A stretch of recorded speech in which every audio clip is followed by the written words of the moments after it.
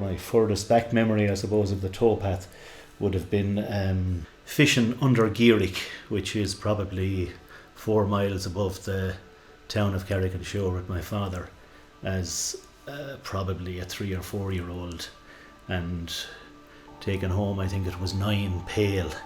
They're grills, they call them now. They were fish, salmon that came back in from the sea after spending 1 year at sea.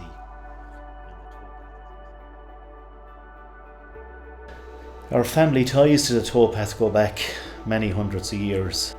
The stories that I would have heard would have come directly from my grandfather, who lived with us, Dan Callahan. Dan went blind when he was 56. He was a boatman all his life. He was one of the last to tow a boat between Carrick and Clonmel. We're aware that it was an artery of communication and commerce, the river and the towpath.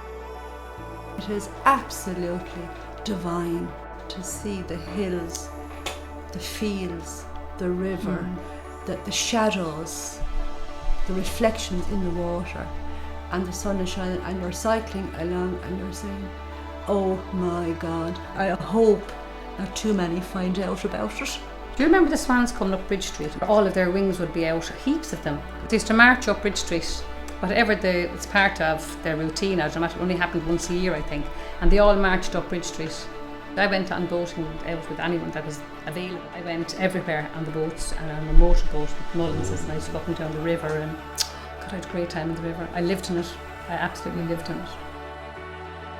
First experience of the towpath when we were young, we swam up the bank of the river. We used to swim up the Friars Rock. At 4 years of age, we were across the river from the towpath with our mothers in the hilly field, and they let us all down to the river to swim. So we spent an awful lot of our time on the bank of the river. In latter years, I could say I cycled down the towpath once a week at least. I go up the back road to Kilsheelan from Carrick, and I come back down then on the towpath. And it's a lovely place to cycle because it's quiet, it's flat, and you'll always meet some people and have a chat. And it's very relaxing. It's like being in the mountains, like on a cloudy day, and then the clouds move back and you see a blue sky, and it just makes it all worthwhile. There was a lot of that too as you walk the towpath, because I mean, if you take, say, from the animal point of view, I mean, the swans were regular, but then new arrivals began to appear, such as